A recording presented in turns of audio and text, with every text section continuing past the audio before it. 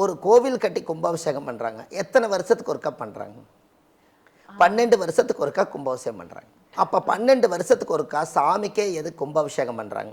அந்த 12ங்கிறத நம்ம 120ங்கிற சைபரை எடுத்துகிட்டு அதுவும் 12 தான் இல்லைங்களா?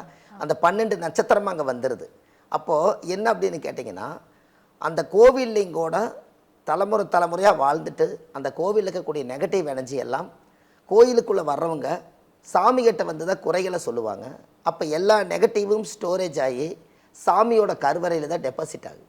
அப்போ சாமி வந்து அந்த ஸ்டோரேஜ் பண்ண நெகட்டிவ் எல்லாம் வெளியேற்றோன்னா அந்த கோபுரத்துக்கெல்லாம் பஞ்சவர்ண கலர் பூசி அர்ச்சகரை கூட்டிகிட்டு வந்து அவங்க விரதம் இருந்து முறையாக புனித கலசத்தில் தீர்த்தை ஊற்றி வச்சு அவங்க உள் மனசில் இருந்து ஆழ்ந்து வேதம் படித்து அந்த புனித நீரை கொண்டுட்டு போய் அந்த கும்பத்தில் சேர்த்தி அந்த கும்பத்துக்கே அபிஷேகம் பண்ணுறதுனால அது கும்பாபிஷேகம் என்று பொருள்.